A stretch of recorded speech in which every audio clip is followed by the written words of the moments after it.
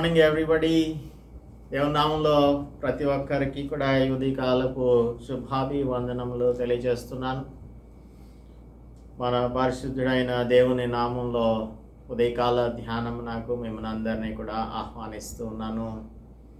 Church the cross roads సిరీస్లో 2వ కొరింథీయులకు రాసిన పత్రిక, అపొస్తలుడు పౌలు రాసిన పత్రిక 4వ అధ్యాయం 7వ వచనం నుంచి ఈ ఉదయకాలం అందు ధ్యానం చేద్దాం.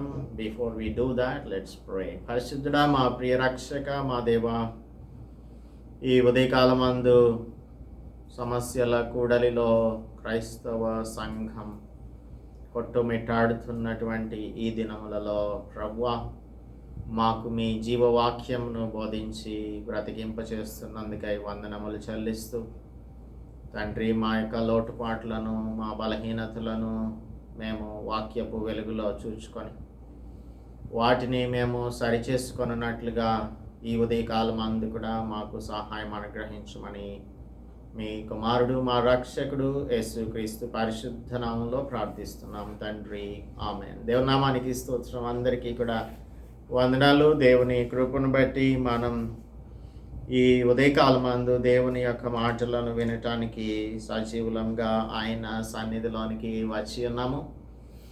So let us start our meditation. Let's not waste our time. అపొస్తలుడు పౌలు కొరింథీయులకు రాసిన 2వ పత్రిక 4వ అధ్యాయంలో తన యొక్క గ్లోరియస్ కాలింగ్ని గురించి తాను అర్థం చేసుకొని, తన క్రియలను బట్టి తాను రక్షింపబడలేదు అని, దేవుని యొక్క కనికరమును బట్టి దేవుడు సత్యమును ప్రత్యక్షపరచుటను బట్టే తాను దేవుని దగ్గరకు వచ్చాడు అని, తాను అంతకుముందు మనోనేత్రములకు గురుడితనం కలిగిన వానిగా ఉన్నప్పుడు దమస్కు మార్గంలో యేసు ప్రభువు ప్రత్యక్షమయ్యి తనతో మాట్లాడాడు.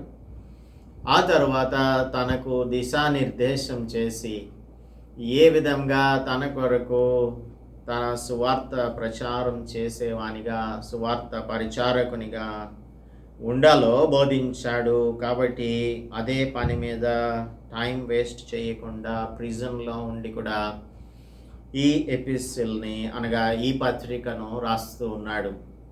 కొరింథీ చర్చ్లో అనేక మంది అపొస్తలుడు పౌల్కి అపోనెంట్స్ ఉన్నారు. తనను అందరూ కూడా తప్పు పట్టేటువంటి వారిగా ఉంటూ ఉన్నారు. వారు అపొస్తలుడు పౌల్ మీద నిందలు కూడా మోపుతూ ఉన్నారు. తన యొక్క అపోస్టలిక్ అథారిటీని ప్రశ్నిస్తూ ఉన్నారు. That's the reason why apostle Paul is trying to defend himself.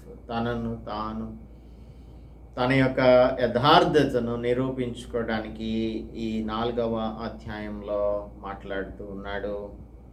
కనుక దీనిని మనం ధ్యానం చేస్తూ ఉన్నాము. 7వ వచనంలో, అయినను మా బలాధిక్యము మామూలమైనది కాక దేవునిదై ఉండునట్లు మంటి ఘటములలో ఈ ఐశ్వర్యము మాకు కలదు. దేవుని యొక్క శక్తి చేతనే, దేవుని యొక్క మాట చేతనే మనం ఏదైనా చేయగలం. కానీ సేవ చేయాలన్నా, ఆయన కోసం నిలబడాలన్నా, పరిశుద్ధతను కాపాడుకోవాలి అన్నా, దేవుని కోసం మాదిరికరమైన జీవితాన్ని జీవించాలన్నా, అన్నింటికీ కూడా దేవుడే మనలను బలపరచాల్సి ఉంటుంది.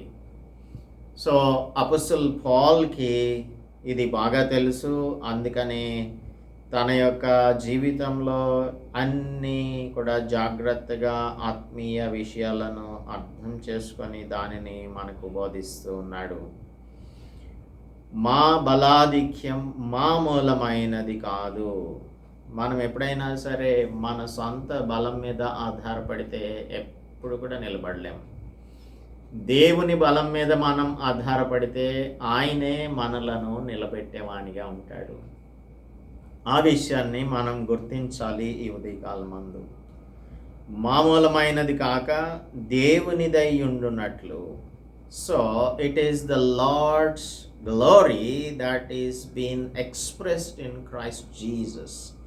ఈ ఐశ్వర్యం ఏంటి అంటే, మంటి ఘటములలో ఐశ్వర్యం మంటి ఘటములలో a great treasure in a humble container. మనం మంటి ఘటములము. ఆయన తన యొక్క ఐశ్వర్యాన్ని మనలో నింపుతూ ఉన్నాడు. The greatness of the gospel of Christ Jesus, the value of God's light and glory. దేవుని యొక్క మహిమను గూర్చిన జ్ఞానం. 4వ వచనం చెప్తుంది, దేవుని స్వరూపి అయి ఉన్న క్రీస్తు మహిమను కనబరచు సువార్త ప్రకాశం. This is what we have in hour selves.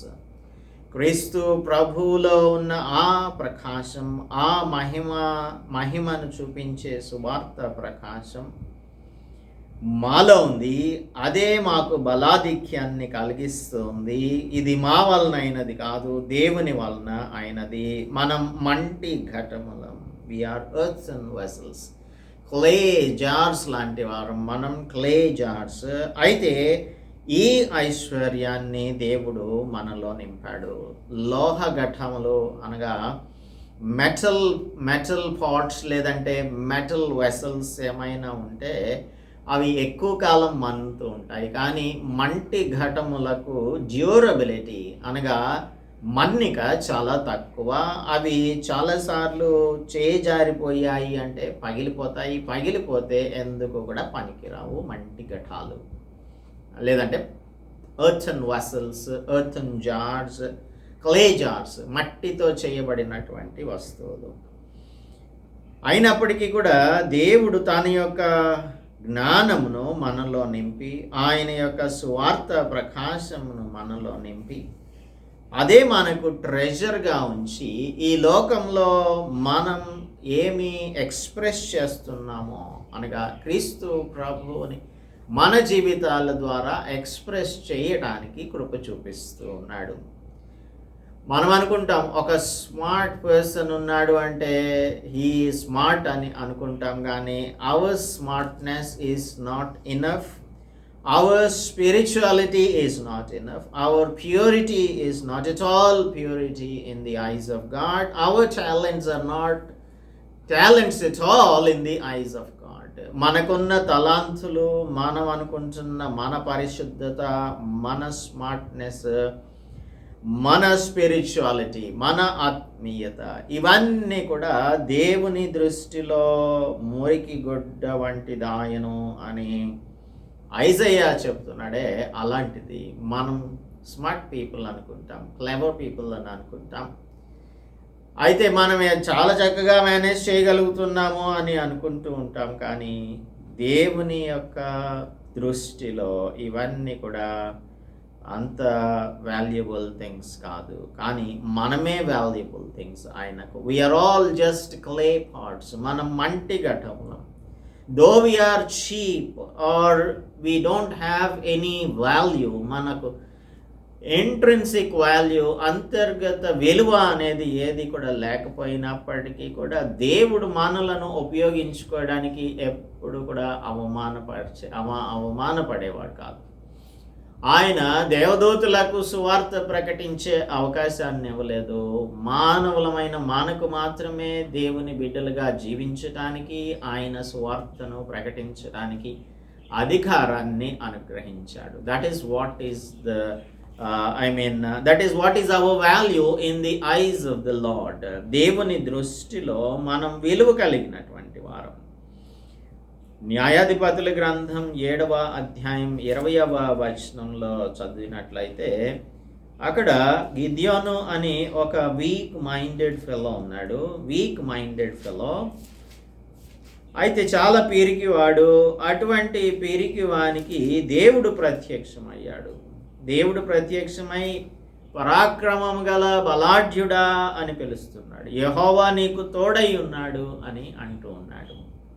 So అక్కడున్న పరిస్థితులను బట్టి చూస్తే తాను చాలా తక్కువ గోత్రం అని పిలువబడుతున్న మనష్షే గోత్రానికి చెందినవాడు. అందరూ కూడా తక్కువ గోత్రం అని అనుకుంటూ పిలుస్తూ ఉంటుంటారు మనష్షే గోత్రాన్ని. కాబట్టి నేను మనష్షే కుటుంబానికి గోత్రానికి చెందిన వాడను, ఎన్నిక లేని వాడను. నాకు ధైర్యం లేదు, ఆయనకు ధైర్యం లేదు. ఎందుకనంటే ఓఫ్రాల్లోని మస్తకి వృక్షం క్రింద యెహోవా దూత కూర్చున్నప్పుడు దొంగచాటుగా గానుగ చాటున గోధుమలను దొల్లగొట్టుకుంటూ ఉన్నాడు. పిరికివాడు భయపడుతూ ఉన్నాడు, మిద్యానీయులకు భయపడుతూ ఉన్నాడు. అటువంటి వానిని దేవుడు ప్రత్యక్షమయ్యి నేను నీకు తోడుగా ఉన్నాను అని చెప్తూ ఉంటే, అప్పుడు దేవుడు తనను ఉపయోగించుకుంటాను అని చెప్పాడు. అందుకని నాకు కొన్ని సూచనలను చూపించమని అడిగినప్పుడు ఆ సూచనలను దేవుడు చూపించాడు. దీనిని బట్టి తనకు దేవుని యొక్క తోడు ఉంది అని నమ్మినప్పుడు దేవుడు తనను ఉపయోగించుకొని సుమారుగా 1,20,000 మంది మిడతల దండు లాంటి వారిగా ఉన్న ఈ మిద్యానీయుల మీద దేవుడు వారికి గిద్యోను ద్వారా ఇజ్రాయేలీలకు జయాన్ని అనుగ్రహించాడు. 300 మందిని మాత్రమే తీసుకొని వెళ్ళాడు. అయితే 19వ వచనం 7, 19, 20వ వచనం చదువుతున్నాను. అట్లు ఆ 3 గుంపుల వారు 300 మందిని 3 గుంపులుగా చేయించారు. బోరలను ఊదుచు ఆ కొండలను పగలగొట్టారు. వట్టి కొండ 16వ వచనం ఉంటుంది.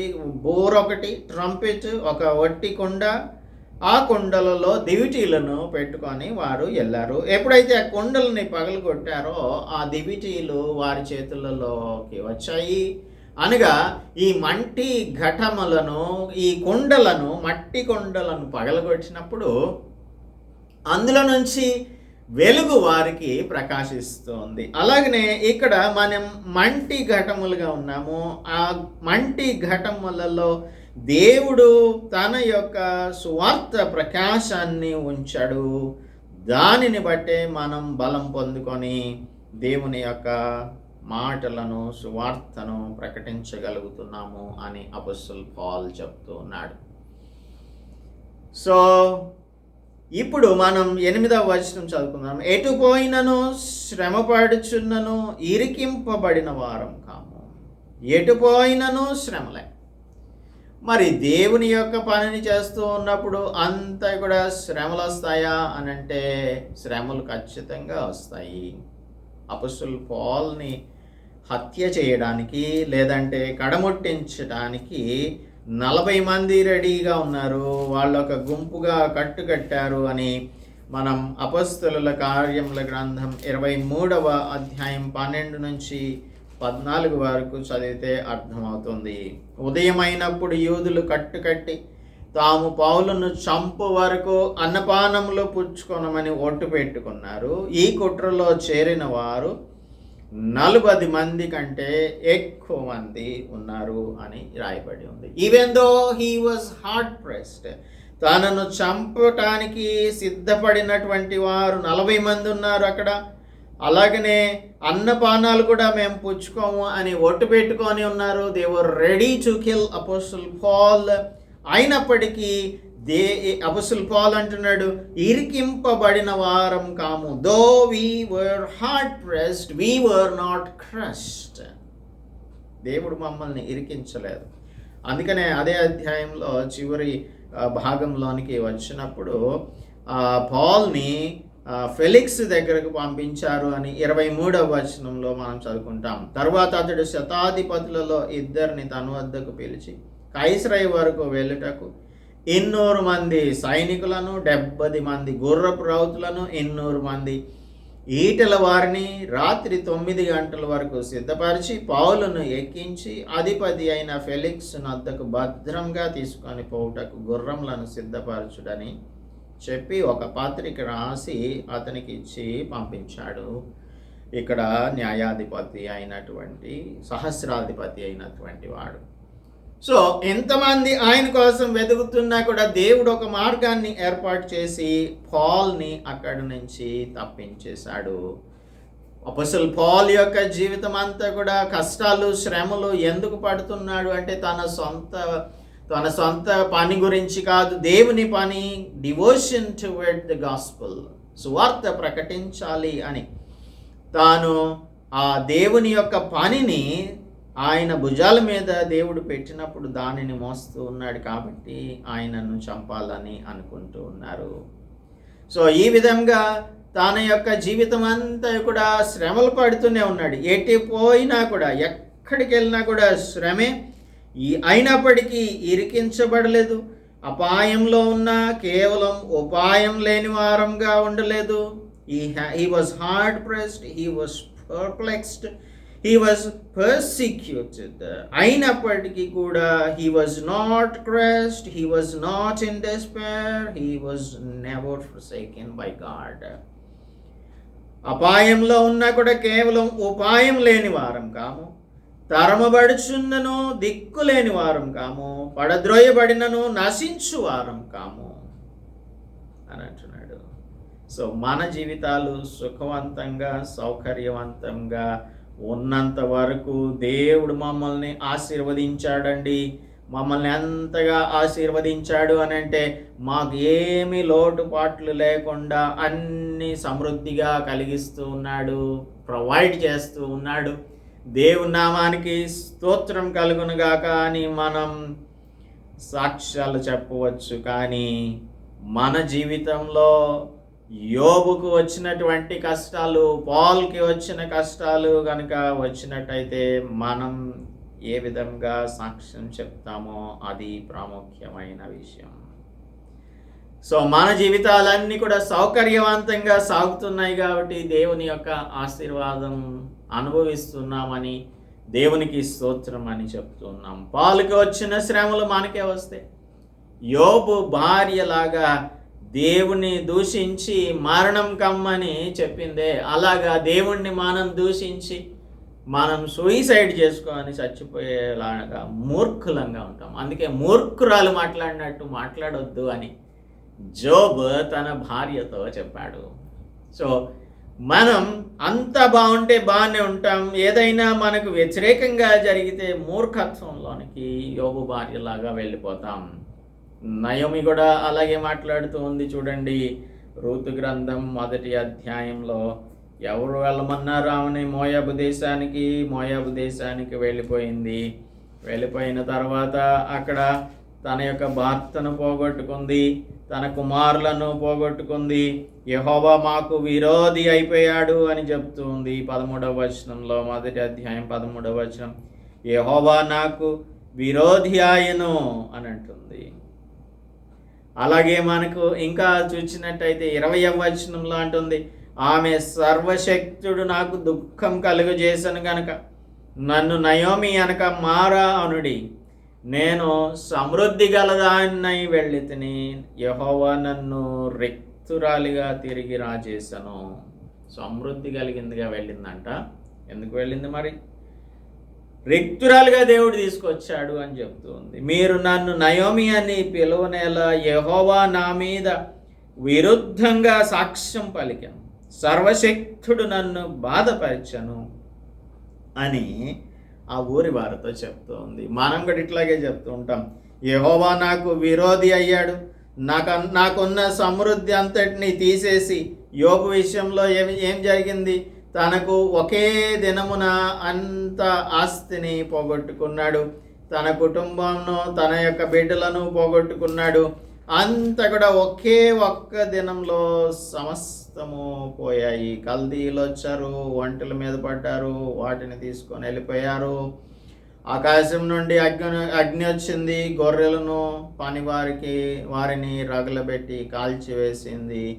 ఈ విధంగా షబాయిలు వాటి మీద పడ్డారు. ఎద్దులు నాగలి దున్నుచుండగా గాడిదలు వాటిని సమీపంగా మేస్తూ ఉన్నాయి. అప్పుడు షబాయిలు వచ్చారు, వాటిని పట్టుకొని వెళ్ళిపోయారు. సరే, ఇదంతా బాగానే ఉంది. గొప్ప సుడిగాలి వచ్చి తమ పిల్లలు భోజనం చేస్తూ ఉండగా కుమారులు కుమార్తెలు ఆ సుడిగాలి అరణ్య మార్గంగా వచ్చి ఇంటి 4 మూలలను కొట్టగా ఆ యవ్వనుల మీద పడి వారు చనిపోయిరి. అంత జరిగినప్పుడు దేవుడికి నేల మీద సాష్టాంగపడి నమస్కారం చేసి, యెహోవా ఇచ్చను, యెహోవా తీసుకొని పోయాను, యెహోవా నామమునకు స్తుతి కలుగునుగాక. ఈ సంగతులలో ఏ విషయమందును యోబు ఏ పాపమును చేయలేదు, దేవుడు అన్యాయం చేసనని చెప్పలేదు. ఇది అపోస్తలుడు పౌలుకి జోబుకి ఉన్నటువంటి గొప్పతనం. ఎప్పుడు కూడా దేవుడు అన్యాయం చేశాడని చెప్పలేదే జోబు. అలాగనే మేము ఎంత శ్రమ పడుతున్నా కూడా మమ్మల్ని దేవుడు ఇరికించలేదు. దేవుడు మమ్మల్ని కాపాడాడు. ఎంత అపాయంలో ఉన్నా కూడా మాకు ఏదో ఒక ఉపాయాన్ని దేవుడు చూపించాడు. మమ్మల్ని పర్సిక్యూట్ చేస్తున్నా కూడా ఆయన మమ్మల్ని విడిచిపెట్టలేదు. ఆయన జీవం మా శరీరమందు ప్రత్యక్షపరచబడుటకై యేసు యొక్క మరణానుభవమును మా శరీరమందు ఎల్లప్పుడూ వహించుకొని పోవుచున్నాము. యేసు యొక్క మరణానుభవం మా శరీరమందు, the death of Christ Jesus spiritually working in us, మాలో యేసు ప్రభు యొక్క మరణానుభవం, యేసు యొక్క జీవం మా శరీరమందు ప్రత్యక్షపరచబడటానికి యేసు యొక్క మరణానుభవం మా శరీరమందు ఎల్లప్పుడూ మేము కలిగి ఉన్నాము. Death of Jesus was not only A historical fact, but it is a spiritual reality in our lives. మా జీవితంలో అది ఆత్మీయ సత్యం. ఆయన మా ద్వారా యేసు యొక్క జీవాన్ని ప్రత్యక్షపరచడానికి తన యొక్క మరణానుభవాన్ని మా శరీరములందు ఉంచాడు అని చెప్తూ ఉన్నాడు. ఏలయనగా యేసు యొక్క జీవంతో కూడా మా మర్త్య శరీరమందు ప్రత్యక్షపరచబడినట్లు సజీవులమైన మేము ఎల్లప్పుడూ యేసు నిమిత్తం మరణం నాకు అప్పగించబడుచున్నాము. సజీవులమైన మేము మర్త్య శరీరమందు దేవుని యొక్క జీవం ప్రత్యక్షం అవటం, ఇది ఒక గ్రేట్ ఎక్స్పీరియన్స్. ఫిలిప్పీలకు రాసిన పత్రిక 3వ అధ్యాయం 10వ వచనంలో చెప్తున్నాడు, ఏ విధము చేతనైనను మృతులలో నుండి నాకు పునరుద్ధానం కలగవలనని ఆయన మరణ విషయంలో సమానానుభవం గలవాడనై, ఆయన మరణ విషయంలో సమానానుభవం గలవాడనై ఆయనను ఆయన పునరుద్ధాన బలమును ఎరుగు నిమిత్తం, ఆయన పునరుద్ధాన బలమును ఎరుగు నిమిత్తం ఆయన శ్రమలలో పాలివాడగుట ఎట్టిదో ఎరుగు నిమిత్తం సమస్తమును నష్టపరుచుకొని వాటిని పెంటతో సమానంగా ఎంచుకుంటున్నాను. ఇదంతా ఎందుకు చేస్తున్నాను? అంత సమస్తం పెంటతో సమానంగా ఎందుకు ఎంచుకుంటున్నాను అని అంటే, ఆయన మరణ విషయంలో సమానానుభవం కలవాడనై ఆయన శ్రమలలో పాలివాడనగుట ఎటిదో ఎరుగు నిమిత్తం, ఆయన శ్రమల్లో పాలివారం అవటానికైతే మనం ఇష్టపడం కానీ ఆయన పునరుద్ధానంలో మనం అనుభవం కలిగిన వారంగా ఉండటానికి మాత్రం ఇష్టపడతాము. శ్రమ అనుభవించకపోతే పునరుద్ధానం ఎలా కలిగింది? యేసు ప్రభు శ్రమ పెట్టబడ్డాడు. ఆయన తన యొక్క రక్తాన్ని ఆఖరి బట్టు వరకు కూడా చిందించాడు. ఆ తర్వాత ఆయన మరణించి పునరుద్ధానునిగా తిరిగి లేచాడు. కాబట్టి మనం ఆయన యొక్క మరణం పునరుద్ధానంలో పాలిభాగస్థులంగా ఉండాలి అంటే, దానిని మనం కంప్లీట్గా రియలైజ్ అవ్వాలి అంటే, ఎరగాలి అంటే, ఎరుగు నిమిత్తం సమస్తాన్ని మనం పెంటతో సమానంగా ఎంచుకోవాలి అని అంటున్నాడు. కాబట్టి యేసు యొక్క జీవం ఈ మార్టల్ బాడీస్లో మర్త్యమైన శరీరమందు ప్రత్యక్షపరచబడినట్లు సజీవులమైన మేము ఎల్లప్పుడూ యేసు నిమిత్తం మరణం నాకు అప్పగింపబడుతున్నాము. అనేకమైన శ్రమలు, అనేకమైన ఇబ్బందులు, పర్సిక్యూషన్ని ఎదుర్కొంటూ ఉన్నాడు. We have death in us because we are preaching the gospel. అందుకని కావున మాలో మరణమును మీలో జీవమును కార్యసాధకం అవుతున్నవి. Death in us but life in you.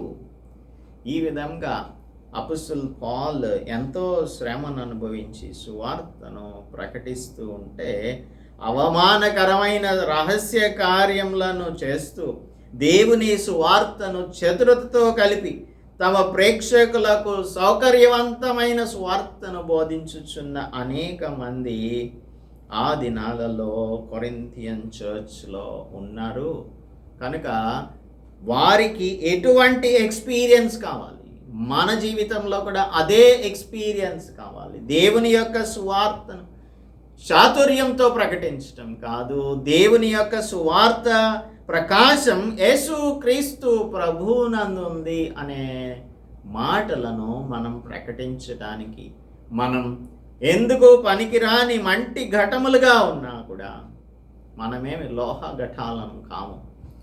మంటి ఘటాలను ఉపయోగించుకోవటానికి he is not at all embarrassed to use unuseful thoughts like us. మనకు ఉపయోగకరం కానటువంటి మనలను ఆయన కోసం ఉపయోగకరంగా చేసుకుంటాడు. పనికిరాని మనలను ఆయనకు పనికి వచ్చేవారిగా చేసుకుంటాడు. Even though it is risky, earthen వెజల్స్ని మనం క్యారీ చేయడం చాలా రిస్కీ అయినప్పటికీ కూడా దేవుని యొక్క గొప్ప శక్తి, దేవుని యొక్క మహిమ మన ద్వారా ప్రత్యక్షపరచబడాలి. యేసుక్రీస్తు ప్రభువు మన ద్వారా ఇతరులకు తెలియపరచబడాలి అని దేవుడు మనలను ఏర్పరచుకున్నాడు. ఆశ్చర్యకరమైన తన వెలుగులోనికి మనలను పిలిచాడు.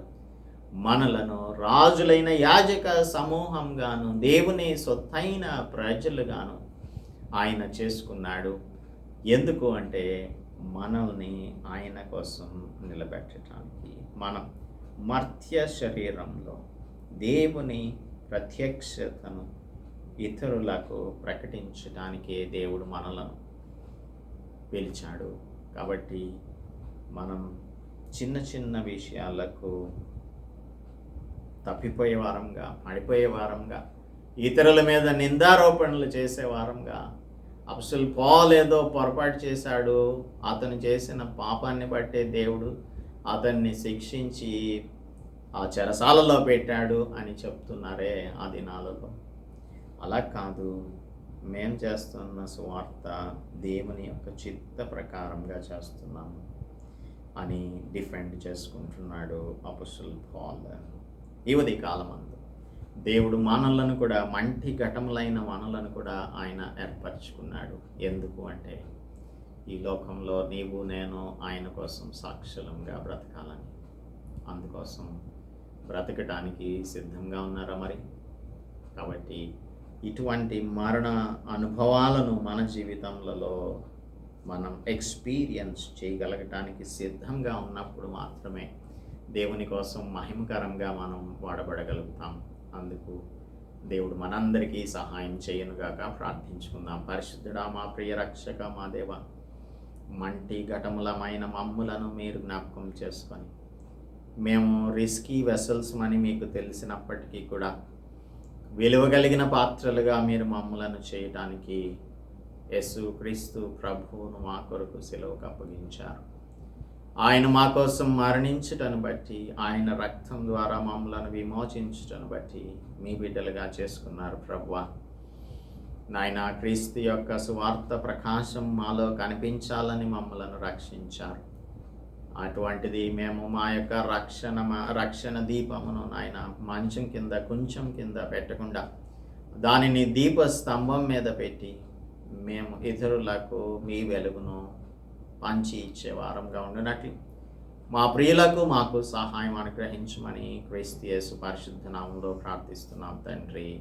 ఆమేన్. దేవునామానికి స్తోత్రం. అందరికీ కూడా వందనాలు. దేవుడు మిమ్మను ఆత్మీయంగా ఆశీర్వదించునుగాక.